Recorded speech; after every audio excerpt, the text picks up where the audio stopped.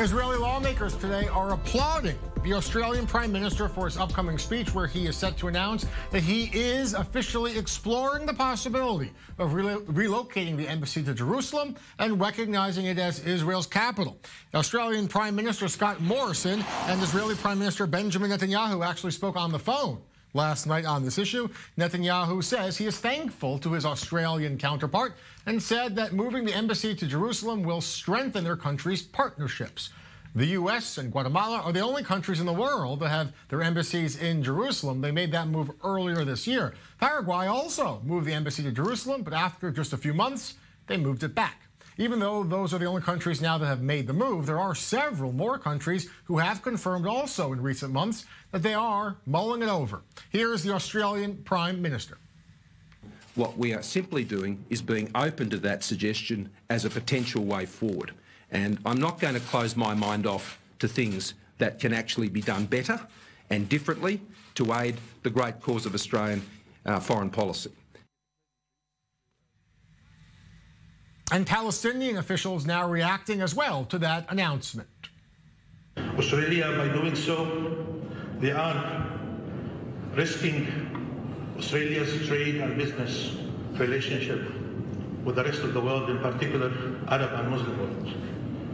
And I hope that Australia will reconsider that position before it takes such action for election purposes. With me in studio is diplomatic correspondent Ellie Hochenberg, and still with former Israeli ambassador Arye Mekel. Arye, I want to ask you your thoughts on this speech. Why would Prime Minister Morrison do this? What's the upside for him to not make an official announcement, but just to even say, I'm thinking it over, I have an open mind? What's the benefit of that? Well, for him, it's a matter of some local politics. But for us, it's a very, very important development. Australia is not just another country. With all due respect, it's not Guatemala and it's not Paraguay. It's almost a continent. It's a very important factor. And if they indeed do it, it'll be very important. It'll show that, in a way, maybe to everybody's surprise, it could well be that President Trump was right when he said that by moving the embassy, he's removing the Jerusalem issue from the table, from the negotiating table. And if more countries continue to do that, Trump will be proven right. There are some that have, two now that have made the move, but many officially say we're considering it, including countries in Europe, others in Latin America, now even Australia. I mean, do you think this is going to be a snowball effect? I mean, who's actually going to, how complicated is it to go from considering doing it to just doing it now? You know, it could well happen. People forgot. At some point, there were 18 embassies, 18 foreign embassies in Jerusalem. Sure. Almost nobody knows it. Some of them left after the Yom Kippur 73 war, and some others stayed till 1980 when we passed a certain Jerusalem law. But in any case, we could well get back to that situation of having one and one, especially if they see if the negotiations maybe restart.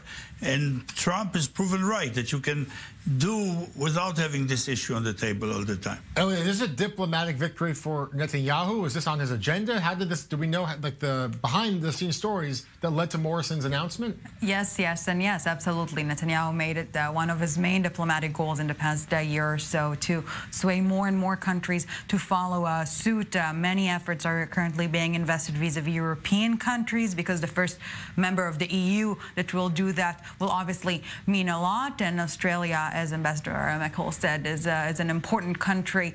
So definitely, if indeed it happens, it will be a major achievement for Netanyahu's foreign policy, breaking this long-standing paradigm that Israel is not able to conduct proper diplomatic relations with the world's nations until the conflict with the Palestinians is solved.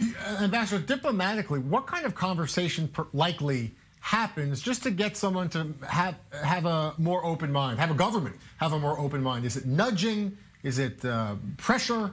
Is it friendly talk? I mean, what kind of, when Netanyahu and Morrison are speaking on the phone, what are they talking about? at the end of the day, it's like what Henry Kissinger once said: nobody really has foreign policy which is not a product of the domestic political policies. So Morrison has his own thing. They say that he's an evangelical Christian, but when he speaks to Bibi, you know, behind the scenes, they basically tap each other on the shoulder and joke a little bit. But at the end, each country does what their interests tell them. By the way, speaking of what you said about a European Union, it's even hard to believe, but until 1980, the Netherlands had an embassy in Jerusalem. I mean, in this room, I'm the only one who actually remembers this. Correct. But this, I believe that it could happen again. It could happen if too. I just may add, when Trump announced the relocation of the embassy, many dubbed his move again as eyeing the evangelical community, but at the end of the day, it proved to be one of his most successful foreign policy decisions so far. Even by his own admission, this is the thing he's most proud of. Absolutely, absolutely.